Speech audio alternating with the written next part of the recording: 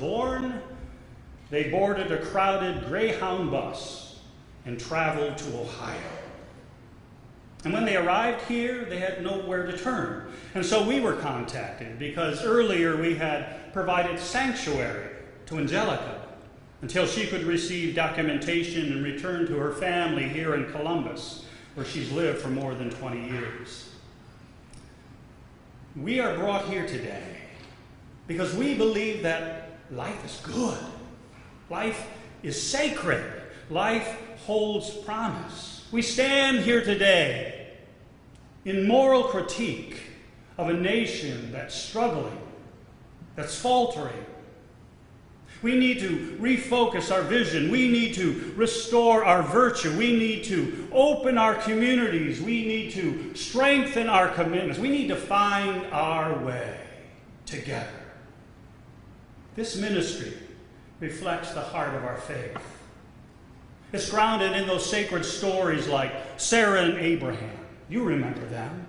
Who traveled a long, hard road, a road of determination and resilience, or for many of us, the story of Mary and Joseph and that little baby Jesus, who fled certain death in their hometown and made a new way that still inspires believers around the world. This action embodies the heart of our American values. We are a nation of immigrants. We all treasure our children, our family life above everything else. Wherever you're born, wherever you settle, family is that universal human value. And so the presence of this family in our lives, it brings us together. It brings us together here today. This family is what connects us to our human family. This commitment brings allies together, a common commitment to immigration justice. And so this press conference is also about Edith Espinal. Yes. This press conference is also about Miriam Vargas, yes, both of whom we know, both of whom we love. That first conversation I had with Juan, he asked me, he said, why are you all doing this? All this effort, all the offers, the room in your church, the trips to the doctor, the lawyer, the grocery store, all the gifts showered on our children. Why are you doing this? And I told him what I believe in my heart. I simply said, we are caring, generous people, and we want you to succeed. We want you to succeed. And so as we organize hearts and voices around these human stories, these family stories, we represent our shared American values. Now, we're an imperfect nation in an imperfect world. And in truth, we've always been an imperfect sanctuary for refuge. But we are gathered here today because we believe that through hope and just action, we can support a journey of hope for one family. And for that, I give thanks to God. Thank you, Reverend Eric. My name is Reverend Dan Clark. I'm with Faith in Public Life. And Reverend Eric has asked us also to begin with a song. I think most of you might have this. La paz sea contigo. May peace be with you. You know, earlier this week, as I was talking to someone about our gathering today, we talked about how it's not just a solo to provide this kind of justice for an immigrant family, but it takes a chorus. It takes all of us. Yes, we might be at Just North UC right now, but there are many faith communities, houses of prayer and worship gathered here, the city behind us as well. So let's lift up our voice in a chorus of support, in a chorus of welcome. You see the music before you.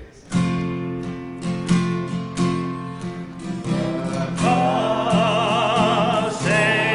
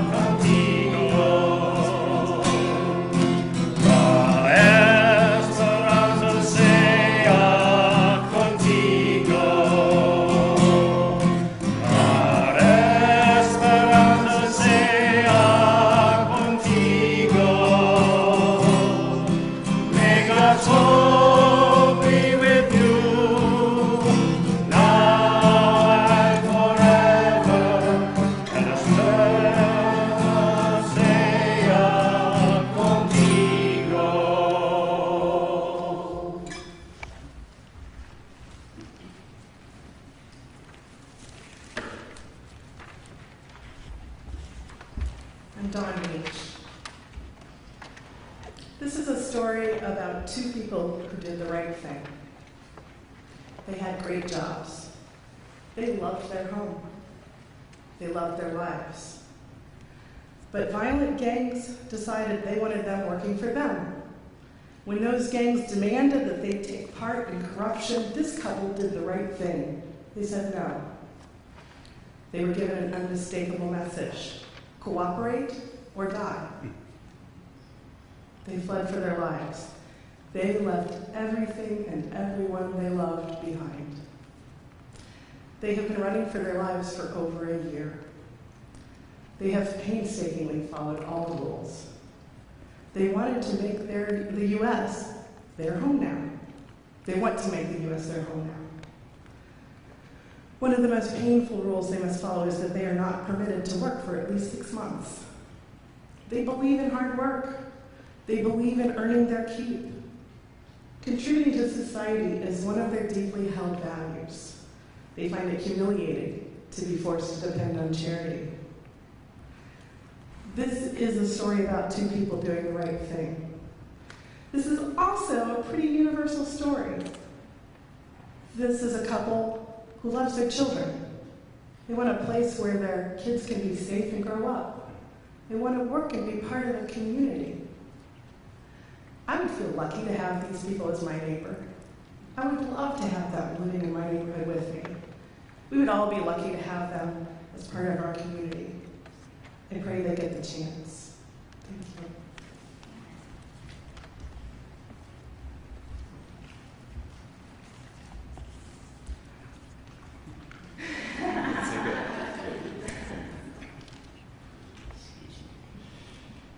All right. Good afternoon, everyone. My name is Ramey. I'm a member of Columbus City Council. And on behalf of my colleagues, the City of Columbus, the Mayor of Columbus, I say thank you for coming here today to show your support for this great family. My thanks goes out to the Just North Church, to Dan Clark, Faith in Public Life, and all of us that believe that things aren't going quite right at the top of this nation. I can't tell you the disappointment that I hear on a day in and day out basis as it relates to immigrant refugees and new Americans that are trying to make a life in this country. I'm disgusted when we hear chants like take them back or send them back. That is not what this country is made of, or this is not what this country is founded from. We are a nation built on immigrants, residents that have come here because they're escaping persecution, and we are a melting pot, and everyone deserves that right to be here. I think about my kids who are in 1st, 3rd, and 5th grades, every day subjected, if I have the news on, to this rhetoric in this country. This is not something that this country is founded on. This is not something that this country should cherish or have rallies about. What they are hearing and experiencing is detrimental to the health of this country, and it's got to stop.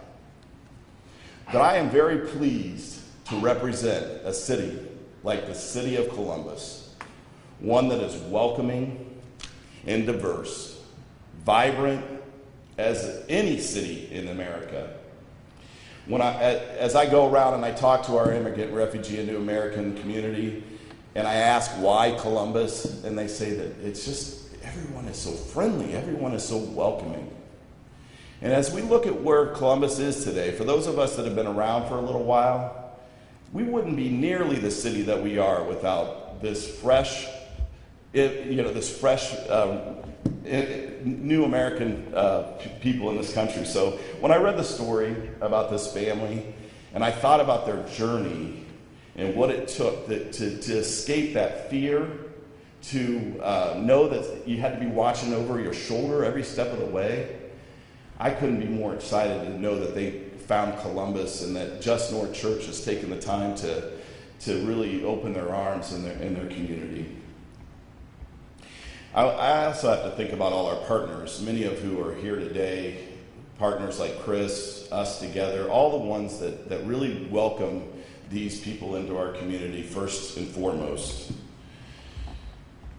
I hope that Maria and Juan and their children find that Columbus is as special as we all think it is today, and I hope that they can truly build a life here after they get themselves established. I want to invite them down to City Hall someday so that we can recognize them during one of our council meetings. And I'm very pleased to tell you that because of my staff, Jeff Carter, who's sitting in the front row, and Lucy Frank, we are going to host the very first naturalization ceremony at City Hall this Thursday at 1 o'clock. So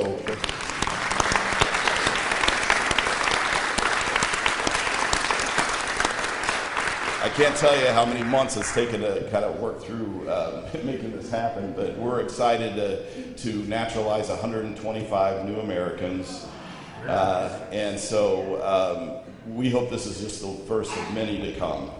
So thank you very much. I appreciate the opportunity to be here today to say a few words, and just to say that we in Columbus welcome you. On behalf of this city, we welcome this family, and we welcome all that want to make Columbus their home. So thank you very much. I appreciate it. Thank you, sir. Thank you. Hi everyone, my name is Jackie Foucault. I work with Community Refugees and Immigration Services as a refugee organizer. I can't thank Dan enough for inviting me to be here. Today we are talking about Juan and Maria having fled their country. 5 years ago, I was in their shoes. If Kenya denied me a chance, I don't think I'll be living today. And if US didn't take me on, I wouldn't be speaking to you today. So just know that no one would want to leave their country where they have history, they have a family, they are established. I know Juan running away from his country he has known for so many years. There is a reason. And we need to sit down and listen to these families. We need to come to that human, we need to become humans. I don't feel right now we are humans. We are acting like animals. I look back 5 years and I tell myself each day, if it weren't for that one day when countries came together and came up with a convention, refugee convention in 1951, I would be dead. Why don't we think like our great-grandparents? Why don't we think like the way they did? There was a reason people were fleeing their countries. And on that note, I want to end by saying a quotation from Albert Einstein. He said, the world will not be destroyed by those who do evil, but by those who watch them without doing anything. So what are you doing?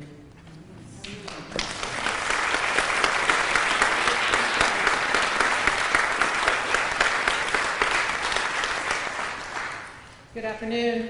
My name is Sally Padgett. I'm the pastor of First English Lutheran Church here in Columbus, Ohio, the current home of Miriam Vargas and her family, who have lived in sanctuary at our church for a little over a year. I'm here today as a faith leader to stand beside Just North United Church of Christ as they welcome a new family into their community, a family of immigrants seeking asylum who are new to our country. I'm still amazed in some way that this action requires a press conference, because welcoming, showing hospitality, and loving our neighbor is the call and mandate of the Christian faith.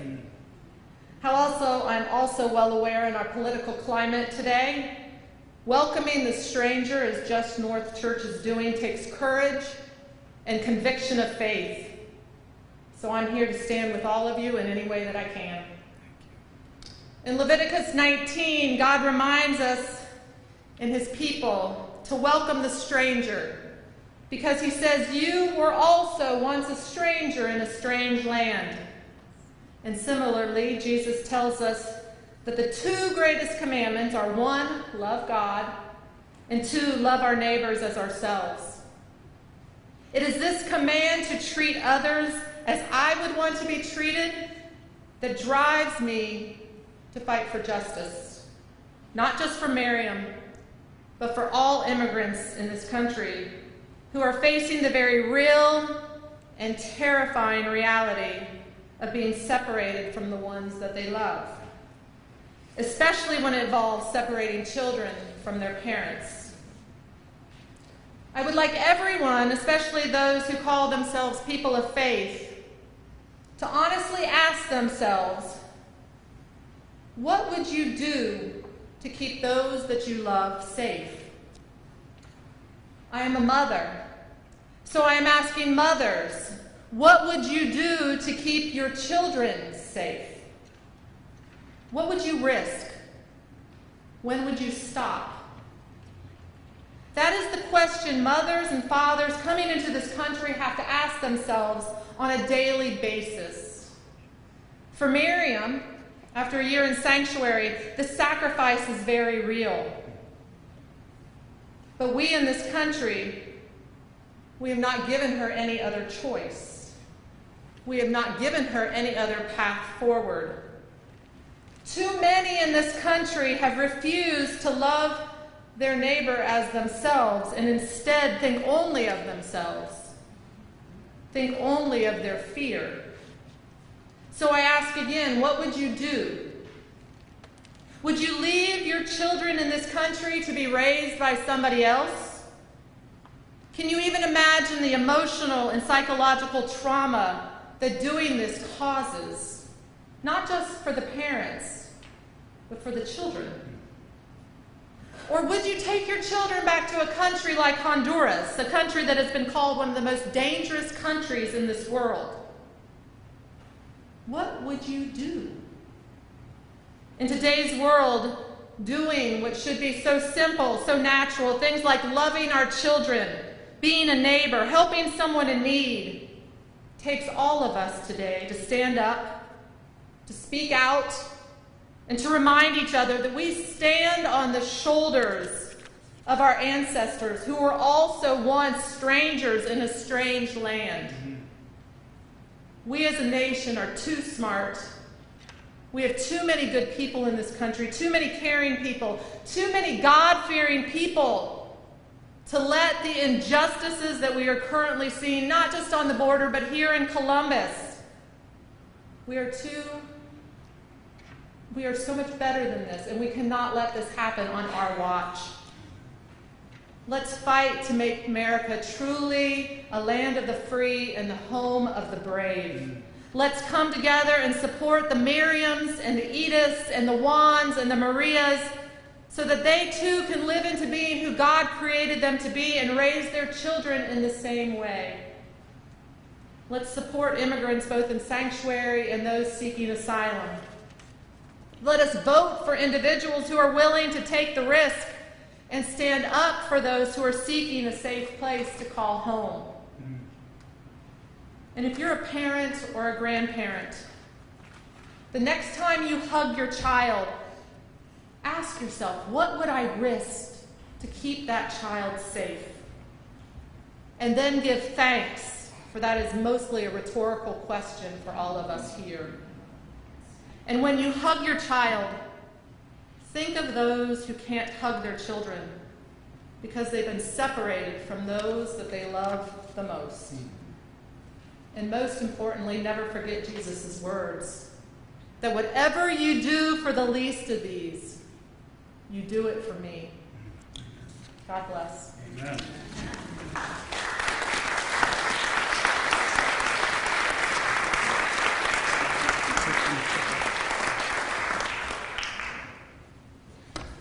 My name is Joel Miller. I'm pastor of Columbus Mennonite Church.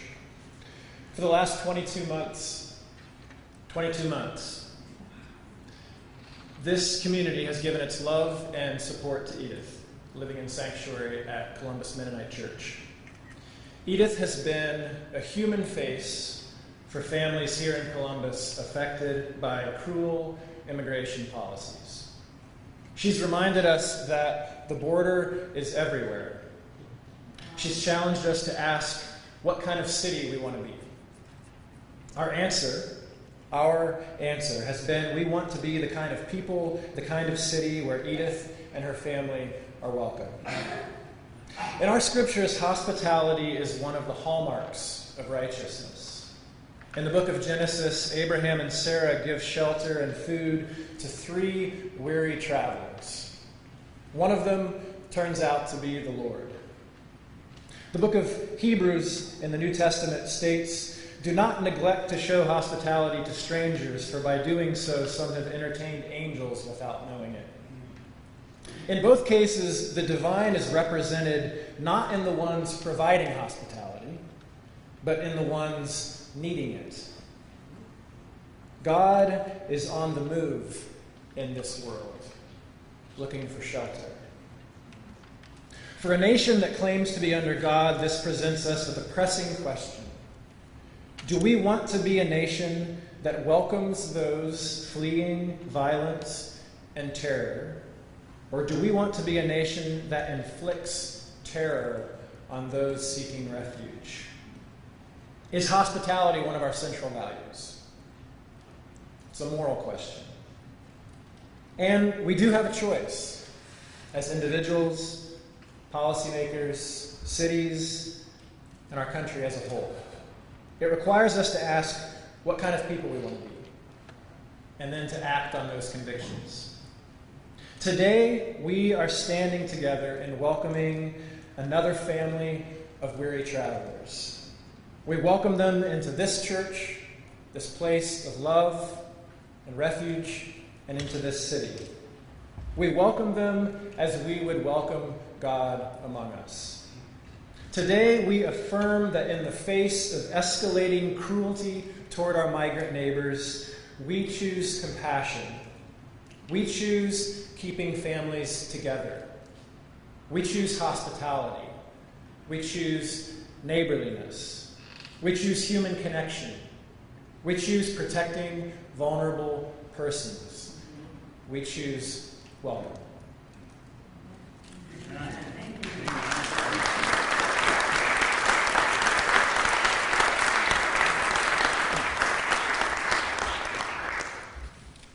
Good afternoon, everyone. I'm Rabbi Shalom Marcus from Temple Israel. I'd like to start with a short poem. It's a poem by the Jewish and Hebrew poet Zelda called L'chol ish yesh shem. Each of us has a name. L'chol ish yesh shem. Each of us has a name given to us by God and given to us by our father and mother. Each of us has a name given to us by our stature and our way of smiling, and given to us by our clothes. Each of us has a name given to us by the mountains and given to us by our walls. Each of us has a name given to us by the planets and given to us by our neighbors. Each of us has a name given to us by our sins and given to us by our longing. Each of us has a name given to us by our enemies and given to us by our love. Each of us has a name given to us by our fast days and given to us by our craft. Each of us has a name given to us by the seasons of the year and given to us by our blindness. Each of us has a name given to us by the sea and given to us by our death. I love this poem. As a rabbi, I often use it at funerals. And I would have left out that final sentence that each of us has a name given to us by our death, because I wouldn't ordinarily want to make anyone here feel uncomfortable. We don't like to feel uncomfortable. Death is uncomfortable. Suffering is uncomfortable. Separation is uncomfortable. And love is uncomfortable. Some of us would prefer comfort. We would prefer that for our children and our grandchildren, it's only about comfort. For our coworkers and our neighbors, some of us would prefer to bypass the uncomfortable, the scenes of human degradation and death that are happening at the U.S.-Mexico border. Some of us would prefer to change the conversation altogether to happier things, lighter things, things that lift us up and make us feel safer. Some of us would prefer not to see the face and know the name that goes with it. We would like to keep that face at a safe distance, lest it become too human. We might not want to know the story behind that name, for with that name emerges a person, a personality, a story of strife and challenge, a story of triumph and joy. But the true story of our time is all about Edith. and one. Who else? Who else? Who else? All of those, each of us has a name. Personally, it makes me feel uncomfortable that the self-aggrandizement of our leaders is masquerading for what's best for America. It makes me uncomfortable that our great country, which was founded on the principles that my ancestors came to this country to be around freedom and democracy, caring for the stranger, protecting the vulnerable, staving off suffering whenever possible, that those principles are being repudiated. Our moral responsibility, our precious values, which make us unique, different, even from other countries. America is dismissing that moral mission and ultimately choosing to do the easier thing, which is to hate the other, rather than to do the more difficult and right thing, which is to love the other. L'chol ish yeshem. Each of us has a name. May each of us who has a name make our names great by refusing to accept our own or anyone else's discomfort. May each of us who has a name make our names great by using our voices and our presence to drum home the message to our lawmakers, saying, every immigrant, refugee, asylum seeker has a name. They are my family. I will not abandon them. I will not deny their humanity. I will not dehumanize another human, and I will never stop seeing their faces or hearing their names as part of the Holy One, God's great and glorious creation.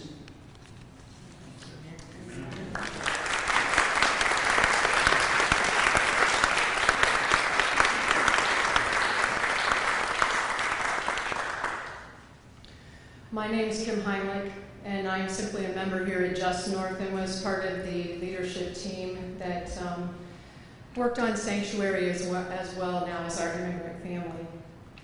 And I guess I'd just like to say that I'd like to ask everyone to put yourself in the shoes of this family and what they've been through. Can you imagine, for any of you who are a woman out here who has had a child, can you imagine within 20 or 48 hours of having that child boarding a Greyhound bus and spending the next 4 to 4.5 days either on a bus, crowded, or in a bus station? Can you imagine? I think we all in this country need to stop looking at things through our rose-colored glasses and try to understand what families who are trying to come to this country have been through, and to be a little bit more accepting of that. I have had the experience of being in Nicaragua with families doing mission trips. These people love their countries. They don't want to leave. They are doing what they feel is best for their families. And we need to be welcoming. We need to ask ourselves, what can we do? We need to share the true stories of what families who are coming to our country are about. They're not drug lords. They're not here to kill us or shoot us or abuse our children. They're here to have a life. They're here to be humans, and we need to treat them as such. We need to treat them as our brothers and our sisters. That's what we're called by God to do.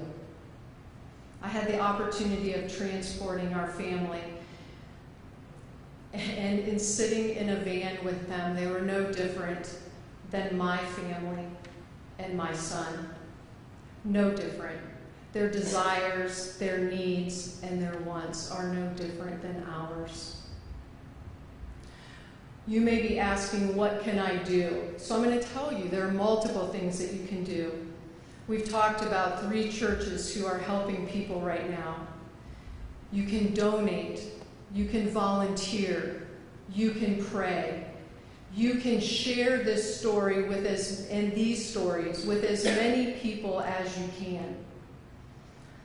I had an experience last weekend where we've been sharing our story and what we're doing to try to get people to understand. I was in Delaware, Ohio, my wife and I, and we had someone off the street come up to us and thank us for what our church is doing. I hadn't talked to that individual. I had talked to someone else. I had planted a seed. That seed is sprouting. That person told someone else. That person who thanked me, I can guarantee you when they thanked me, there were 4 other people at the table that had no clue what we were speaking about. But I can guarantee you when I walked away, those other folks were going to know what was going on. We need to share the truth with others, with as many people as we can, so that people understand these are human beings. So you can pray, you can volunteer, and you can share. Plant the seeds so that they can sprout and grow. Thank you.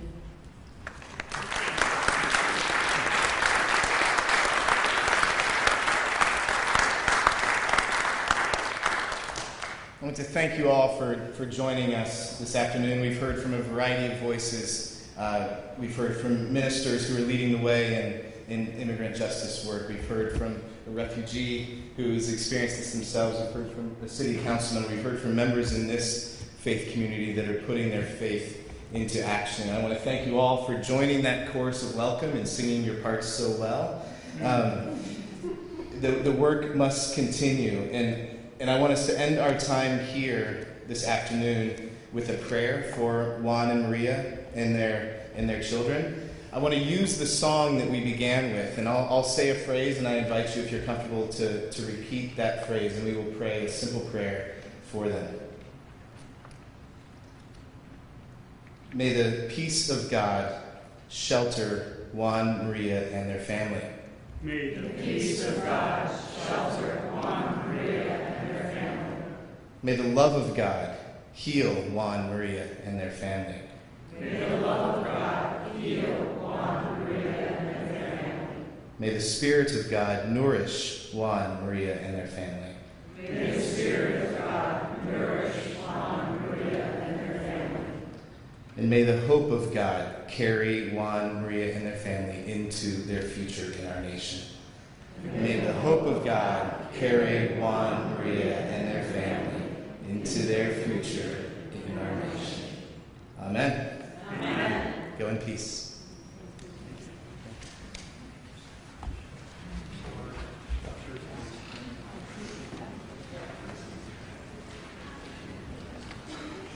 Thank you.